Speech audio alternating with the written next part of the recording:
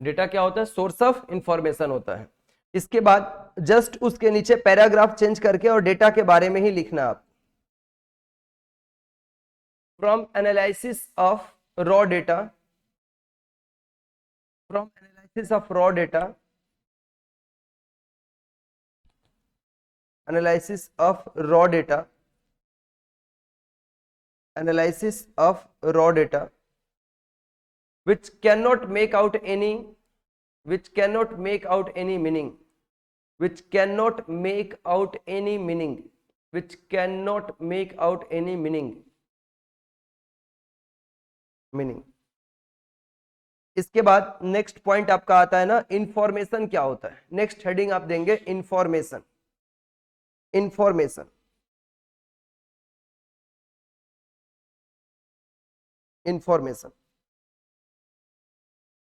Information में लिखिएगा information refers to, information refers to processed data, information refers to processed data, information refers to processed data which can used for decision making, which can used for decision making। information refers to processed data which can used for decision making। information processed data होता है। जो data मैंने बताया आपको, जो text का, symbol का और आपका नंबर्स के फॉर्म में रहता है, वो रॉ डेटा है। और मैंने अभी लिखवाया भी कि रॉ डेटा का ज्यादा कोई मीनिंग नहीं है, लेकिन उसी डेटा को जब प्रोसेस कर दिया जाता है और यूजफुल उसमें से थिंग्स को निकाला जाता है, तब क्या बोलते हैं उसको? हम लोग इंफॉर्मेशन बोलते हैं। Information refers to the processed data which can be used for the decision making, जिसको डिसीजन मेकिंग पर्पस में हम क्या करते हैं? यूज करते हैं। पैराग्राफ चेंज करके लिखना, फुल स्टॉप देके या फुल स्टॉप देके लिखो। We take the help of, we take the help of, we take the help of computers and software packages, computer and software packages, computer and software packages for processing data, for processing data। we take the help of the computer and software packages for processing data। Data को process करने के लिए हम किसका help लेते हैं? Computer का और सॉफ्टवेयर पैकेजेस का, ठीक है ना, सॉफ्टवेयर डेटा का। फुल स्टॉप देके लिखना। growth in availability of, growth in availability of, growth in availability of, growth in availability of, क्या लिखे हो? computing powers, growth in availability of computing powers and software packages, computing power and software packages lead to growth of, lead to growth of, lead to growth of data science in recent years, lead to growth of data science in recent years, lead to growth of data science in recent years, recent years। Computing power और software packages के ज्यादा availability होने की वजह से data science recent years में काफी ज्यादा ग्रो किया है, ठीक है। आप देखो, ये आपका इंस्टीट्यूट का स्टडी मैट है। यहां पे आपको क्या दिए गए हैं? यहां पे आइए, यहां पे देखिए एक नंबर्स आपको दिया गया, रॉ डेटा है ये रॉ डेटा का एग्जांपल है। आप रॉ डेटा के पास लिख सकते हो 2, 4, 6, 8, Amul, Nestle, ITC 36, 37, 38। Raw data के पास ये रॉ डेटा का एग्जांपल्स। आप अपने बुक में इसको लिख लो, एग्जांपल ऑफ रॉ डेटा। सामने आपका कॉपी भी खुला हुआ रहेगा, आप जब पढ़ोगे तो एग्जांपल्स आपको ये दिखेगा। क्लियर है? नेक्स्ट पॉइंट है आपका यहाँ पे, अगला पॉइंट। आपने अभी देखा 2, 4, 6, 8 जो दिया हुआ था ना, वह क्या था? फर्स्ट 4 नंबर ऑफ मल्टीप्लीकेशन था, है ना, मल्टीप्लीकेशन टेबल ऑफ 2 का था। The third series is the highest temperature of Kolkata during the previous 4 days। We are actually discovering some information out of the raw data. Raw data नहीं देखा, ये वाला raw data है, मैं बता रहा हूँ, डेफिनेशन तो मैं लिखा दिया हूँ रॉ डेटा। रॉ डेटा मतलब डेटा होता है, ठीक है ना, डेटा मतलब ही रॉ डेटा होता है। ये 2468 लिखा हुआ है, ये ऐसे लिखा हुआ है, लेकिन अगर मैं इसी को बाद में जाकर के बोल दे रहा हूं, सर से इंफॉर्मेशन में निकाल रहा हूं 2468, this is the multiplication table of 2। Clear है? अगर मैं ये बोल दे 36 37 38 30, मैं बोल रहा हूं कि this is the temperature of the different cities of the countries, ये इंफॉर्मेशन बन गया ना। तो ऐसे Amul, Nestle, ITC, this are the FMCG companies working in India. क्या बन गया? ये इंफॉर्मेशन बन गया।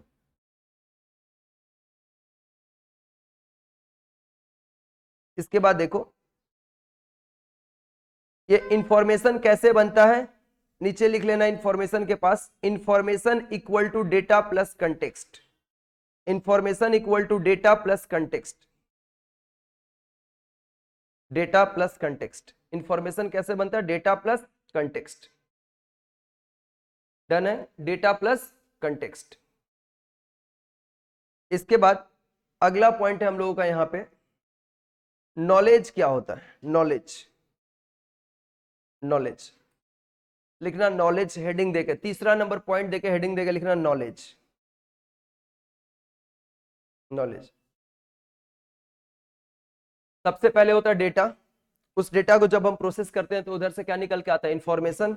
और फिर उस इंफॉर्मेशन को यूज करते हैं हम क्या करने के लिए? प्रॉब्लम्स को सॉल्व करने के लिए, तो उसको हम लोग क्या बोलते हैं? नॉलेज। लिखना, when information is used, when information is used for solving a problem, when information is used for solving a problem is known as, when information is used for solving a problem is known as knowledge, is known as knowledge। उसको तब हम लोग क्या नाम देते हैं? Knowledge नाम देते हैं। उसको तब हम लोग क्या नाम देते हैं? नॉलेज नाम देते हैं। क्लियर है? इसके बाद अभी जैसे हम लोगों को नॉलेज में आएगा, कोई कोई इंफॉर्मेशन हमें मिलता है, उसी इंफॉर्मेशन के बेसिस पे हम अब क्या करते हैं? अगर उसमें सब कुछ ओके है तो हम नॉलेज वहां पे नहीं लगाते हैं, दिमाग नहीं लगाते हैं।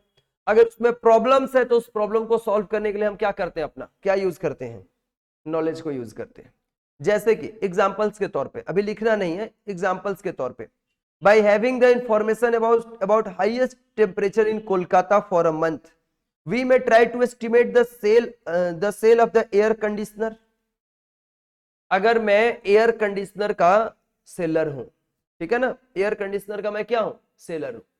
मुझे पता है कि मेरा एसी का बिजनेस है, या मैं फ्रिज सेल करता हूं, ये सब अप्लायंसेस में बेचता हूं, और मुझे इस बार एनालिसिस पता चल गया, इंफॉर्मेशन पता चल गया कि आने वाले पूरे मई मंथ में कोलकाता की टेम्परेचर मोर देन 40 डिग्री रहने वाली है।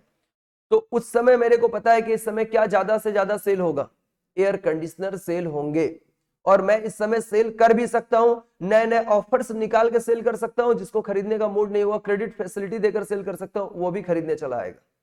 तो इसको मैं बिजनेस में यूज कर सकता हूं या नहीं कर सकता? बात समझ में आ रहा है ना? बिजनेस में यूज कर सकता हूं। We may try to estimate the sale of the air conditioner. If our intention to analyze the profitability of the listed FMCG companies in India, first information we should have been the name of the FMCG company, so we may say, ये सब उसके बारे में लिखा हुआ है, ये knowledge के बारे में। नॉलेज का ये नीचे लिखोगे, ये वाला knowledge equal to information plus application of it. जब हम लोग इंफॉर्मेशन का एप्लीकेशन करते हैं तब उसको नॉलेज बोलते हैं।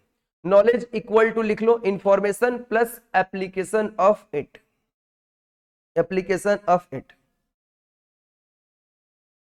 और एग्जाम्पल में लिख सकते हो, एग्जाम्पल में लिखोगे on the basis of the highest temperature of a city. Example में लिखोगे on the basis of highest temperature in a city, on the basis of highest temperature in a city, city we may estimate, we may estimate, we may estimate the sale of, the sale of AC, AC लिख लो short में, AC AC by using the information, by using the information, by using the information.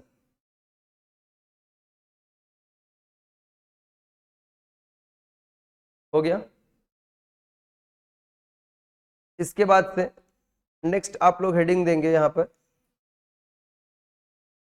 Next heading क्या देंगे अब यहीं से मैं बताऊंगा, nature of data. अगला पॉइंट हम लोगों का क्या दिया हुआ है, नेचर ऑफ डेटा। डेटा का नेचर कैसा होता है, देखो यहां पर डेटा का नेचर हमें दिया है, आप ऐसे लिखोगे, data sets may be classified into, the data sets may be classified into different groups as follow.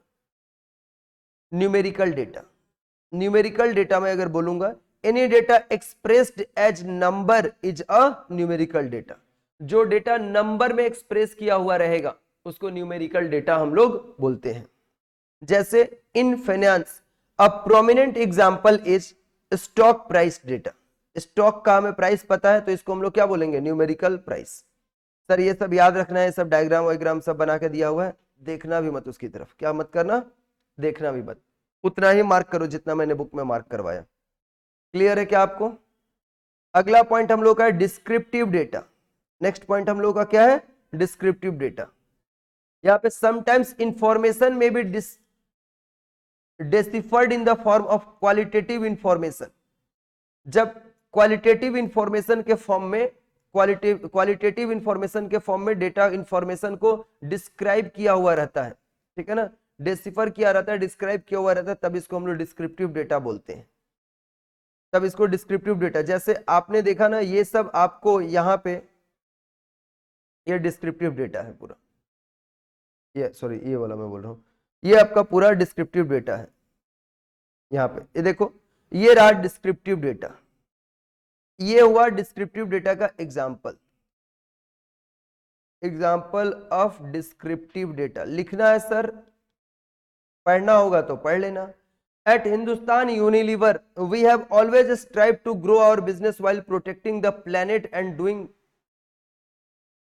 Protecting the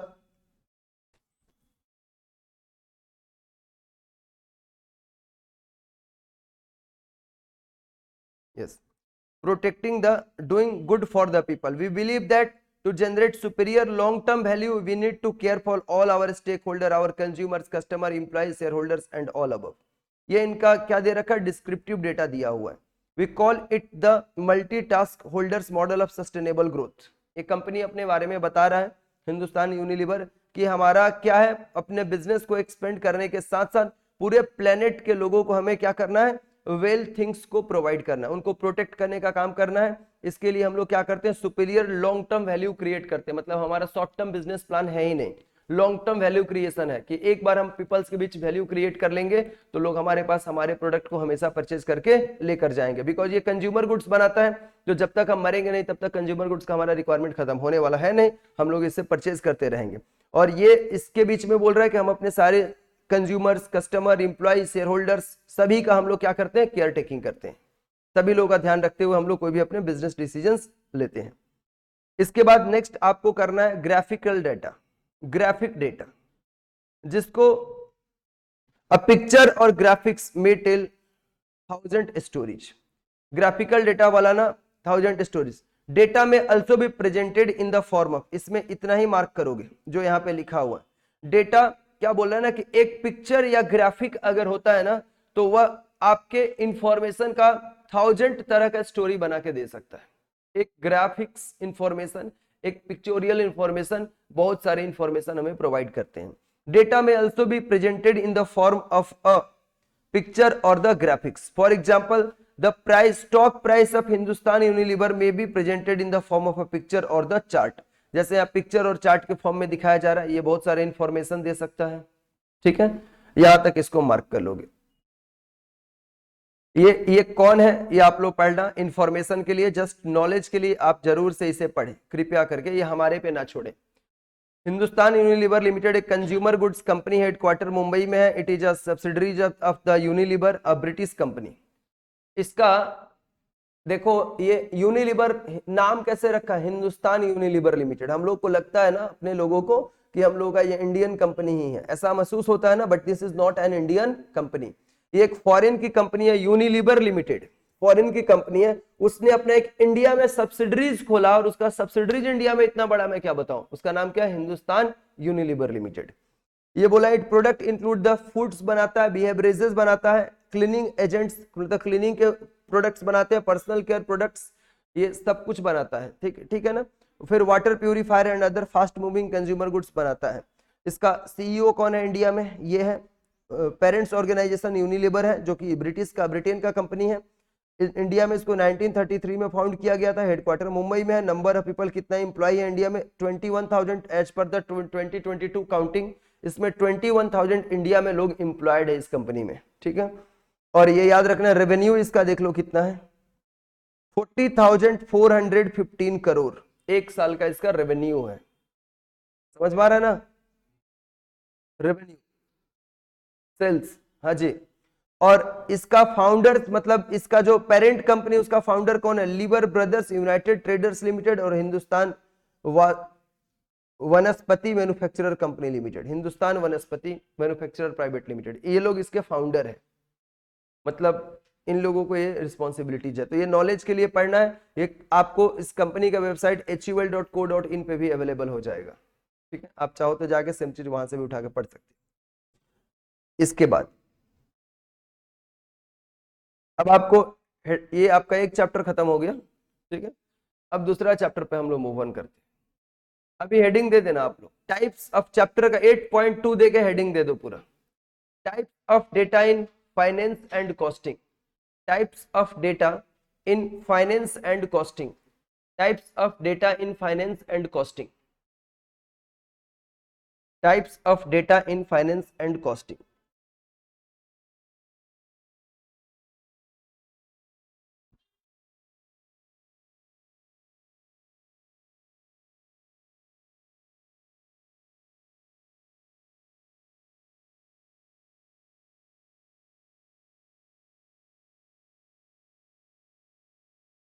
देखो भाई,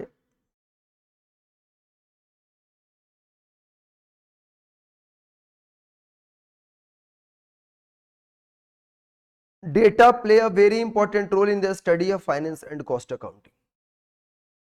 फाइनेंस और कॉस्ट अकाउंटिंग में डेटा का बहुत ही इंपॉर्टेंट रोल है। From the inception of the study of finance accounting and cost accounting, data always played an important role, हमेशा role play करता है ये। The kinds of data used in finance and costing may be quantitative as well as qualitative in nature। मतलब ये जो subjects है, finance है, मतलब फाइनेंशियल मैनेजमेंट आप जब पढ़ते हो, कॉस्ट अकाउंटिंग की आप पढ़ाई करते हो, ये सभी समय में हमारे लिए कैसा डेटा की रिक्वायरमेंट होती है, quantitative as well as qualitative data की रिक्वायरमेंट होती है। क्वांटिटेटिव फाइनेंशियल डेटा क्या होता है, आपके मन में सवाल आएगा ना कि सर क्वांटिटेटिव डेटा क्या होता है, जो नंबर्स में एक्सप्रेस्ड किया हुआ रहता है। क्वांटिटेटिव डेटा का मतलब क्या होता है, पहले ना आप कॉपी पे एक जगह पे लिखोगे quantitative data, quantitative data,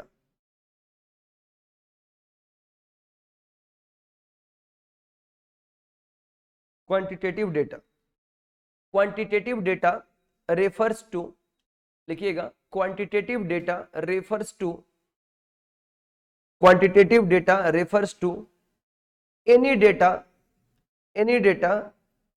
expressed in numbers, expressed in numbers, expressed in numbers, जो नंबर में एक्सप्रेस किए हुए रहते हैं। अभी देखो यहां पे मेनली क्वांटिटेटिव फाइनेंशियल डेटा क्या है, ये बोला quantitative data available in finance is important, the stock price data, financial statement etcetera are example of the quantitative data. आप वहां पर एग्जांपल में अपने कॉपी पे लिख सकते हो आप लोग, example of quantitative financial data, ऐसे लिखना, example of quantitative financial data, example of quantitative financial data, example of quantitative financial data में लिखोगे stock price data, stock price data, financial statement, financial statement etcetera. Qualitative financial data क्या होता है? Next आपका है qualitative financial data क्या होता है? Some data in financial studies may appear in a qualitative format. जैसे टेक्स्ट के फॉर्म में कुछ डेटा रहता है, कुछ वीडियो के फॉर्म में रहता है, कुछ ऑडियो के फॉर्म में रहता है, etcetera. This type of data may be very useful in the financial analysis. For example, financial data क्या होता है? क्वांटिटेटिव फाइनेंशियल डेटा क्या होता है? अभी अभी एग्जांपल लिखवाया हूं। क्वांटिटेटिव फाइनेंशियल डेटा क्या होता है? किसी कंपनी का स्टॉक का, शेयर का प्राइस। फिर दूसरा मैंने आपको क्या बताया? उस कंपनी का फाइनेंशियल स्टेटमेंट, उस कंपनी का कैश फ्लो स्टेटमेंट का रिकॉर्ड, है ना? ये सब उसके लिए होगा क्वांटिटेटिव फाइनेंशियल डेटा, जो क्वांटिटी में, नंबर में बताया जा सकता है। क्वालिटेटिव डेटा क्या हो गया? जैसे कि फाइनेंशियल स्टडीज जो कि टेक्स्ट के फॉर्म में, वीडियो के फॉर्म में, ऑडियो के फॉर्म में बताया जाता है, उसको हम लोग बोलते हैं क्वालिटेटिव फाइनेंशियल डेटा। इसमें ही मार्क करोगे। This type of data may be very useful for financial analysis. For example, the management discussion and analysis presented a part of annual report of a company is mostly presented in the form of text के form में उन लोगों ने दिखाया। ये क्या हो जाएगा? Qualitative financial data. Qualitative financial data. इसके बाद देखो टाइप्स ऑफ डेटा यहां पर दिया हुआ है। नेक्स्ट पॉइंट हम लोगों का क्या दिया हुआ है? Types of data. डेटा के कितने टाइप में डिवाइड किया गया है? देखो डेटा को यहां पर टाइप में बांटा गया है, नॉमिनल, ऑर्डिनल, इंटरवल और रेशियो। इंटरवल और रेशियो।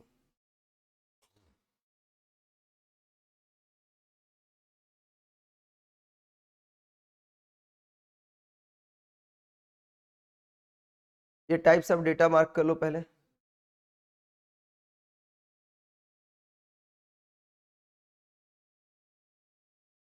ये जो डेटा का यहाँ पर क्लासिफिकेशन किया गया है, मतलब डेटा को जो बांटा गया, किस बेसिस पे ये बांटा गया है? The differentiation between the four scale type is based on, four scale type based on three basic characteristics. आपके मन में भी सवाल आएगा ना कि सर डेटा को नॉमिनल, ऑर्डिनल, इंटरवल, रेशियो, ये चार फॉर्म में डेटा को क्यों डिस्ट्रीब्यूट किया गया है, किस बेसिस पे किया गया है? तो ये बोला है कि डिफरेंशिएशन जो डेटा का किया गया है ना between the four scale type में, ये थ्री बेसिक कैरेक्टरिस्टिक्स के बेसिस पे हुआ है। तीन बेसिक कैरेक्टरिस्टिक्स जिसके बेस पे हमने डेटा को बांटा है। Number one, whether the sequence of answer matters और not. Sequence of answer matter और नॉट, आंसर का सीक्वेंस मैटर करता है या नहीं करता है, इसके बेसिस पे डेटा क्लासिफाई होता है।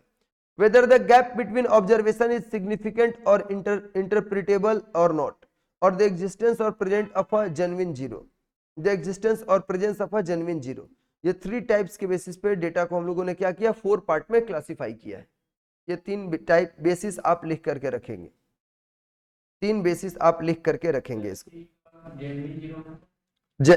The existence or presence of a genuine zero, मतलब डेटा जीरो अवेलेबल है या कि पूरा फुल डेटा अवेलेबल है। एक बार मैं पूरा इधर से फिर से बताने जा रहा हूं। देखो हमने क्या बताया? डेटा का क्लासिफिकेशन कितने पार्ट्स में हुआ है? नॉमिनल, ऑर्डिनल, इंटरवल, रेशियो, चार पार्ट में डेटा क्लासिफाई है। ये चार पार्ट में जो डेटा का क्लासिफिकेशन हो रखा है, इसको तीन ऐसे कैरेक्टर है जिसके बेसिस पे चार पार्ट में हमने इसको बांटा है। समझ में आ रहा है ना? मैं अपने 50 बच्चों को चार पार्ट में डिवाइड करने वाला हूं, तो कुछ कैरेक्टर होगा उन 50 बच्चों का अलग अलग, तभी चार पार्ट में मैं बांटूंगा। कैसे कैसे पार्ट में बांटने वाला हूं? एक होगा हमारा जो कि बच्चे 70% से अब मार्क्स लाएंगे, ये सब पास करने वाले कैटेगरी में। जो 70% और 50% के बीच में लेकर आएंगे, ये लोग 70% अब वाले पास करेंगे ही करेंगे, श्योर शॉट। जो लोग हमारे एग्जाम्स में 70% लाते हैं वे एग्जाम्स पास करेंगे, ये श्योर शॉट है। जो 50 से 70 के बीच है, ये लोग मे भी सिचुएशन में जा सकते हैं। जो 50 के बिलो हमारे यहाँ पर मार्क्स लेकर के आते हैं, वो उनको बहुत हार्डवर्क नीडेड है, otherwise they will lose their exams result. Okay, और जो 40 के बिलो भी अगर हमारे यहाँ पे स्कोर करते हैं, तो they are in the category to fail the upcoming institute exams. समझ में आ रहा है मेरी बात ना? तो हमने ये एक नेचर था जिसके बेसिस पे हमने चार पार्ट में बांटा। वही मैं नेचर बता रहा हूं यहाँ पर कि सीक्वेंस ऑफ आंसर मैटर करता है कि नहीं करता है, इसके बेसिस पे हमने उसको बांटा है। Gap between the observation is significant or इंटरप्रिटेबल, जो ऑब्जर्वेशंस के बीच का जो गैप है वो इंपॉर्टेंट है, इंटरप्रिटेबल है, मतलब बताने जैसा है या नहीं है, उसके बेसिस पे हम बांटते हैं। और जेन्युइन जीरो एग्जिस्टेंस है या प्रेजेंस है, मतलब ये एक्चुअली डेटा हमारे पास प्रेजेंट है या एग्जिस्ट कर रहा है या जीरो लेवल पे, इसके बेस पे हम क्या करते हैं, डेटा को क्लासिफाई करते हैं। तीन हमारे पास टाइप है। इसके बाद हम लोग का नेक्स्ट पॉइंट यहां पर आता है ना, नॉमिनल डेटा। नॉमिनल डेटा यहां पे, इसमें आप हेडिंग दे देना नॉमिनल वाले में, नॉमिनल स्केल। नॉमिनल स्केल आपको कॉपी पे लिखना है, नॉमिनल स्केल आपको कॉपी पे लिखना है। नॉमिनल स्केल आपको क्या पे लिखना है, कॉपी पे लिखना है। लिखिएगा ए नंबर पॉइंट देके, नॉमिनल स्केल के अंदर ए नंबर पॉइंट देके लिखिएगा। नॉमिनल स्केल कितना नंबर हेडिंग दे रहे हो आप लोग, एक हेडिंग दिया ना नॉमिनल स्केल का, या टाइप ऑफ डेटा का वन नंबर दे दो। नॉमिनल स्केल यही तो है ना, चार ही तो टाइप है, तो टाइप ऑफ डेटा का टाइप वन लिख दो, उसको टाइप ऑफ डेटा का नंबर वन दे दो, उसके अंदर में मैं ए बी करके लिखा रहा हूं, ठीक है ना। नॉमिनल स्केल लिख रही हो, उसका ए नंबर पॉइंट में लिखना पर्पस, पर्पस PURPOS, पर्पस। ए नंबर पॉइंट में लिखोगे पर्पस, पर्पस में एरो मार्क करके लिखना। Nominal scale is being used, nominal scale is being used for, nominal scale is being used for categorizing data, categorizing data, categorizing data. Nominal scale is being used for categorizing data. इसके बाद next लिखोगे आप लोग number two, number two लिखोगे आप लोग। B number मतलब B, grouping. B number क्या लिखोगे, ग्रुपिंग।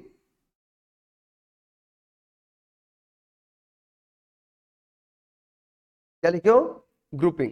एरो मार्क करके लिखो। Under this, under this comma देके फिर लिखना। Observations are classified, observations are classified, classified based on certain characteristics, based on certain characteristics, based on certain characteristics. हो गया। इसके बाद सी नंबर देके लिखना, no value assignment, no value assignment, no value assignment,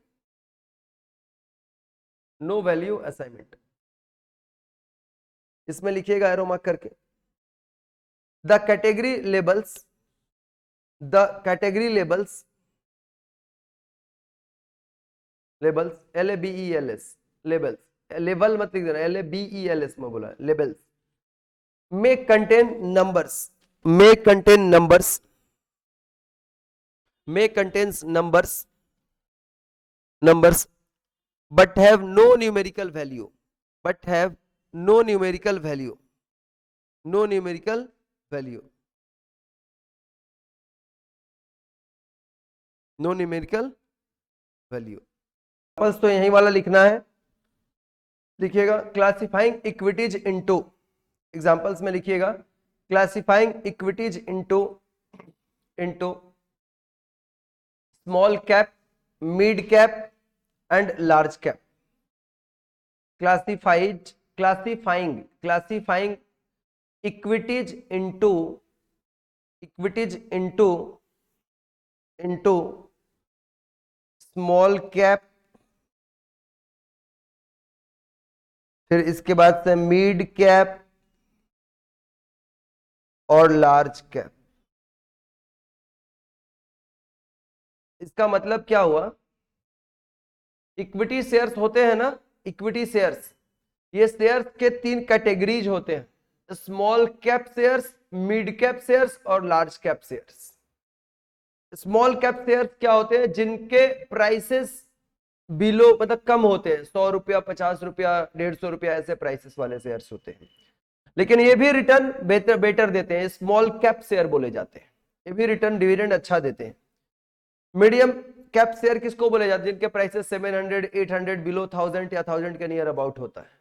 large cap किसको बोलते हैं, जिसका प्राइस 2000 एक शेयर का प्राइस है, 2500 एक शेयर का प्राइस है, वैसे शेयर्स को क्या बोलते हैं, लार्ज कैप शेयर्स बोलते हैं। ठीक है, इसके बाद आप लिखेंगे नीचे और एक तो examples, mutual fund into, mutual fund into mutual funds into into equity funds, mutual funds into equity funds, equity funds, डेप्ट funds and balanced funds, balanced funds, balanced funds लिख दिया आपने, बैलेंस्ड फंड्स। इसके बाद आता है आपका ऑर्डिनल स्केल। इसके बाद क्या आता है हम लोगों का, ऑर्डिनल स्केल। नेक्स्ट आता है हम लोग का ऑर्डिनल स्केल, ऑर्डिनल स्केल। इसको ऑर्डिनल स्केल को, इंटरवल स्केल को और रेशियो स्केल को हम लोग यहीं पे समझेंगे। देखो कैसे ordinal scale, ordinal scale is being used for classifying and put in it in order. Ordinal scale क्या होता है, हम लोग स्केल ये किस चीज का टाइप पढ़ रहे हैं, डेटा का टाइप पढ़ रहे हैं। डेटा का चार तरह का मैंने टाइप आपको बताया, चार टाइप का जो डेटा का टाइप मैंने बताया था उसमें क्या क्या नाम था हम लोगों के सामने, नॉमिनल, ऑर्डिनल, इंटरवल, रेशियो। अब जैसे नॉमिनल डेटा में बोला तो नाम से ये डेटा जाना जा रहा है, जैसे मिड कैप डेटा, फिर स्मॉल कैप डेटा और लार्ज कैप डेटा, नाम से जाना जाता है, ठीक है ना। अगर मैं नाम से बोल, नॉमिनल मतलब जो नाम से डेटा को पहचाना जा सके। फिर उसके बाद मैंने बोला, और इसमें और एग्जांपल्स मैंने बताया, म्यूचुअल फंड, जैसे म्यूचुअल फंड में इक्विटी फंड भी होता है, डेप्ट फंड भी होता है, बैलेंस्ड फंड भी होता है, तीनों तरह के फंड होते हैं। तो जो नाम से पता किया जा सकता है उसको क्या नाम देंगे, नॉमिनल डेटा। क्या नाम देंगे, नॉमिनल डेटा। क्लियर है, हाँ? लिख सकते हो।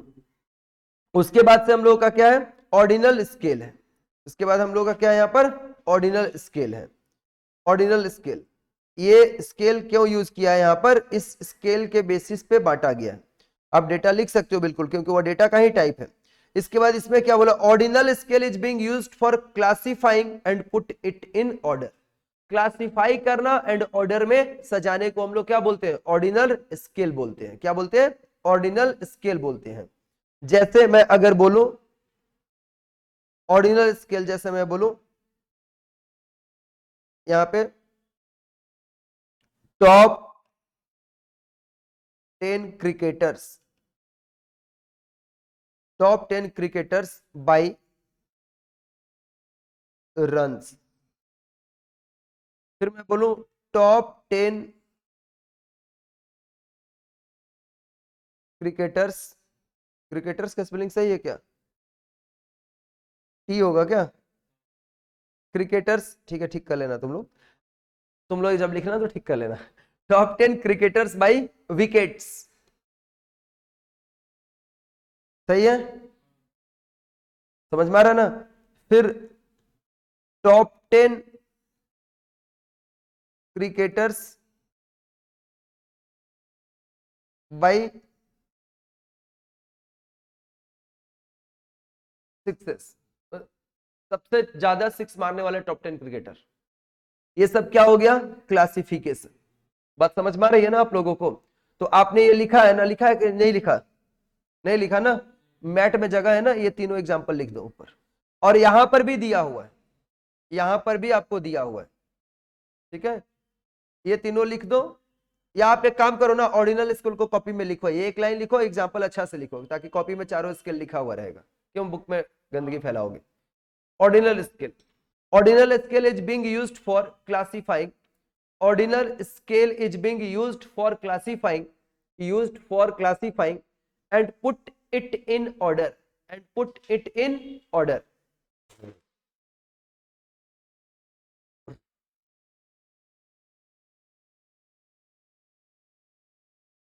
हो गया, यहाँ पे फुल स्टॉप देके लिखना, it specify order, it specify order, full stop देके लिखना, it specify order, it specify order and no advice, and no advices, no advices।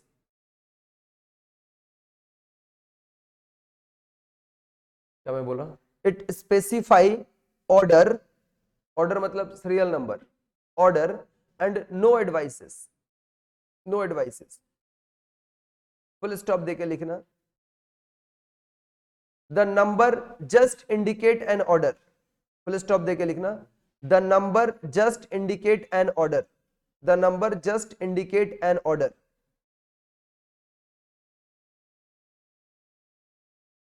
N order.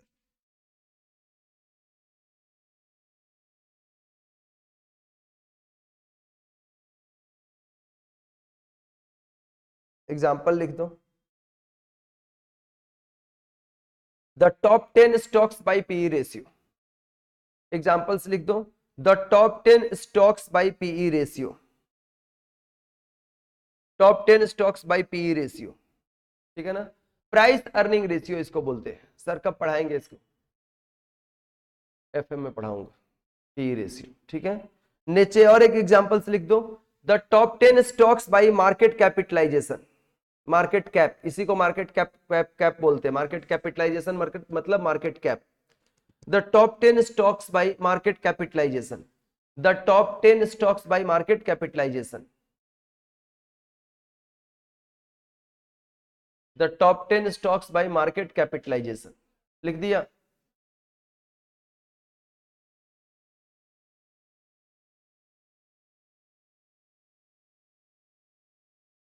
क्या बोल रही है ये बच्ची? डेटा ऑर्डिनरी फॉर्म में सेट करने ये बोल सकता है? नहीं, नहीं बोलेगा, नहीं बोलेगा, ठीक है। इसके बाद तीसरा एग्जांपल लिखो। टॉप 10, और एक एग्जांपल लिख लो ना, 2-3 लिखोगे तो याद रहेगा। Top 10 dividend yield stock, dividend yield stock, जो ज्यादा डिविडेंड बनाते हैं वैसा वाला स्टॉक। इल्ड, YIELD, इल्ड मतलब होता है बनाना, फॉर्म करना। डिविडेंड इल्ड स्टॉक मतलब डिविडेंड ज्यादा देने वाले top 10 share.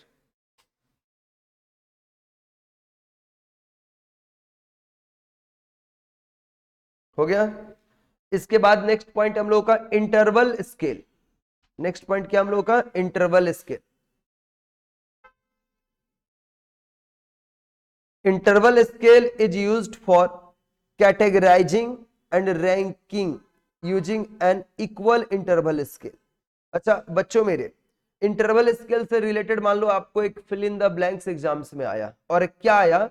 Interval scale is used for dash and dash using an equal interval scale. और आपको ये दो ही वर्ड नहीं याद है तो खेल खत्म हो जाएगा ना एग्जाम्स हॉल में। Interval scale is used for categorising and ranking, category करना और रैंकिंग देना using an equal interval scale. Equal interval scale use करके कैटेगरी करना और रैंकिंग देना इज द इंटरवल स्केल। हो गया है मेरी बात? लिख लिया? फिर फुल स्टॉप देके लिखना। Equal interval separate neighbouring scale values, equal interval separate neighbouring scale values, neighbouring scale values, equal intervals separate neighbouring scale values, neighbouring scale values.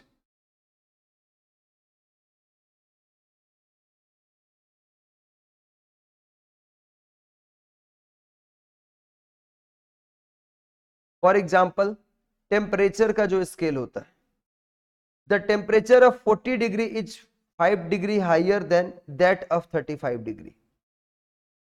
ये क्या बोला है यहां पर? The temperature of 40 degree is 5 degree higher than that of 35 degree. यानी 40 degree अगर temperature है तो अब 35 डिग्री टेम्परेचर से कितना डिग्री एक्स्ट्रा है? 5 डिग्री एक्स्ट्रा है। The issue is that temperature of 0 degree Celsius does not indicate the absence of temperature. अगर ये क्या है? Temperature of 0 degree Celsius does not indicate the absence of temperature. अगर 0 degree Celsius temperature अगर रहता है, 0 degree Celsius अगर temperature रहता है तो क्या वह ये इंडिकेट करता है कि टेम्परेचर है ही नहीं? मेरी बात ध्यान से सुनोगे। अगर 0 डिग्री टेम्परेचर इंडिकेट करता है तो क्या वह ये इंडिकेट करता है कि वह टेम्परेचर है ही नहीं? नहीं, 0 डिग्री टेम्परेचर है वह ये इंडिकेट करता है।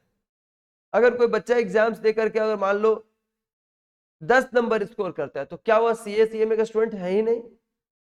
स्टूडेंट तो है, मार्क्स कम लाया, टेम्परेचर है जीरो टेम्परेचर, ठीक है, जीरो टेम्परेचर। और a temperature of 20 degree does not always twice as hot as the temperature of the 10 degree. और ये भी बोल रहा है ना इंटरवल स्केल में कि 20 डिग्री का जो टेम्परेचर है, इसका मतलब ये नहीं कि 10 डिग्री के टेम्परेचर से वो हमेशा डबल ही ज्यादा टेम्परेचर मेंटेन करेगा। ये एग्जांपल्स इसके दिए गए हैं, ये अलग अलग 3 एग्जांपल्स दिए गए हैं इसमें। ये पहला एग्जांपल है, ये दूसरा एग्जांपल है, और ये वाला आपका तीसरा एग्जांपल। 3 अलग अलग एग्जांपल्स। और तीसरा नंबर आपका पॉइंट क्या है मेरे बच्चों? चौथा नंबर, हाँ।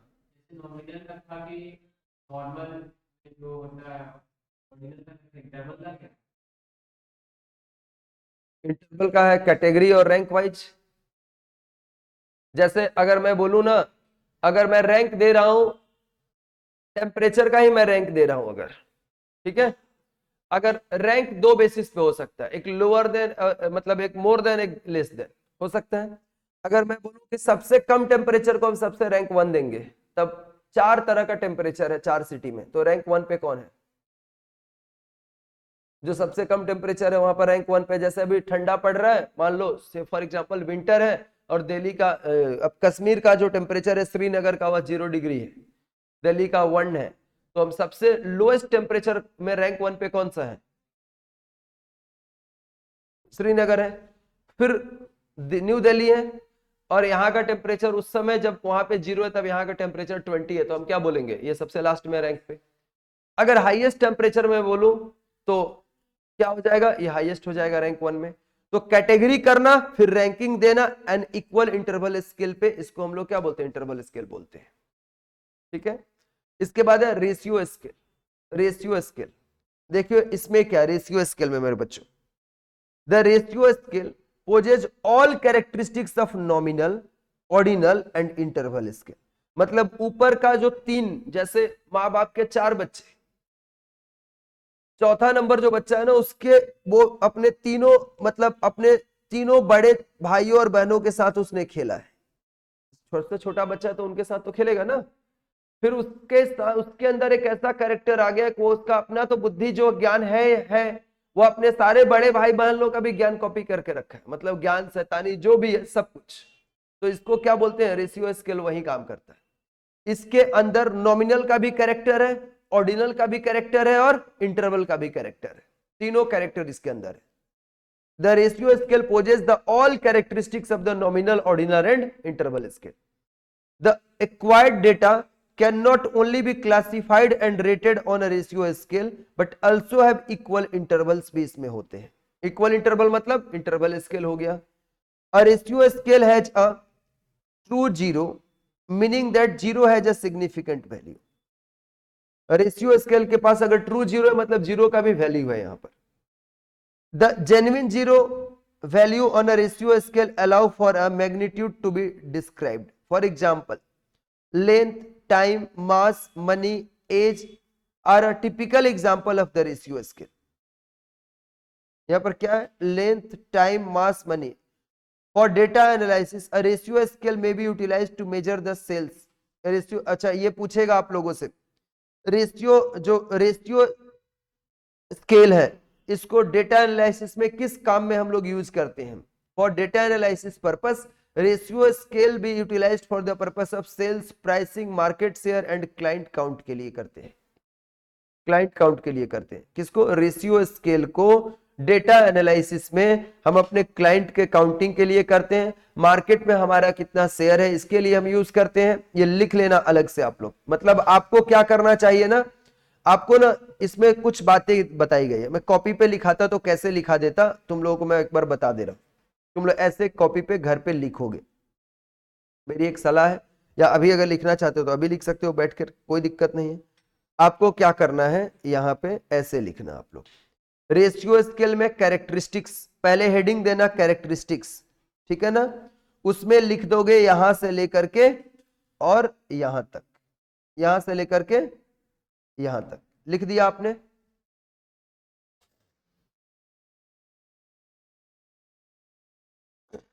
फिर उसके बाद दूसरा इसका पॉइंट आप दोगे क्लासिफिकेशन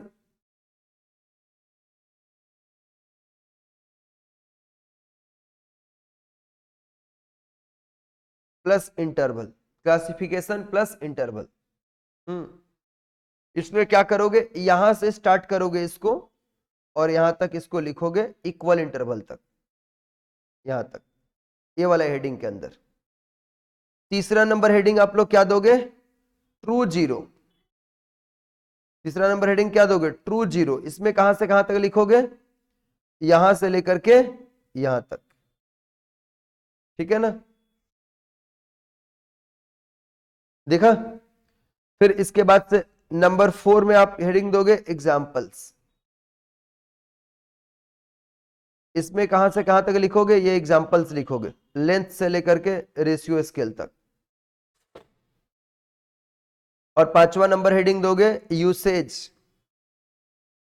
और यूसेज में क्या लिखोगे, बुक में तो यही किया है ना, एक साथ सबको लिख दिया, ठीक है। और 5वां नंबर में आप क्या लिखोगे, ये वाला फॉर डेट, इसका यूसेज, यही तो यूसेज है ना, इसको किस किस काम में हम यूज करते हैं।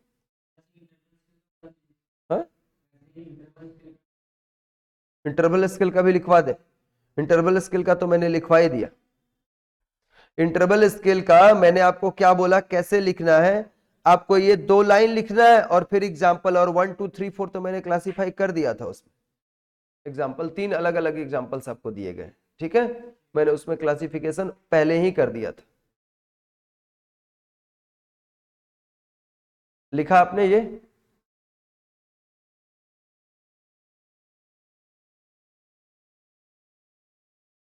कॉपी इसका बना लेना, बीडीए का।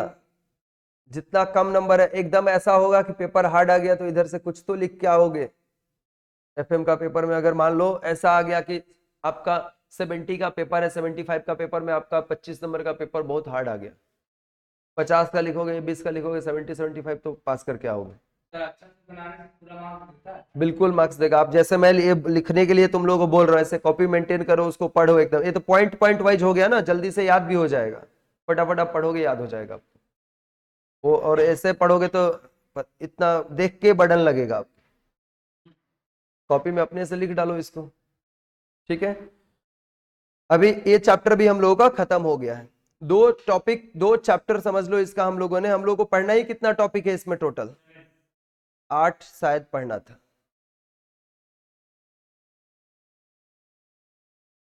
7 है ना। तो जिसमें से 2 हम लोगों ने क्या कर दिया आज, 2 हम लोगों ने इसमें से खत्म कर दिया। अब अगले क्लास में हम लोग digitisation of data and information start करेंगे, ठीक है। आज यहीं पे स्टॉप करते हैं, थैंक यू। अब उम्मीद कर रहा हूं प्रॉब्लम आगे नहीं होगा उस मैटर को लेकर के जो हो रहा था अभी।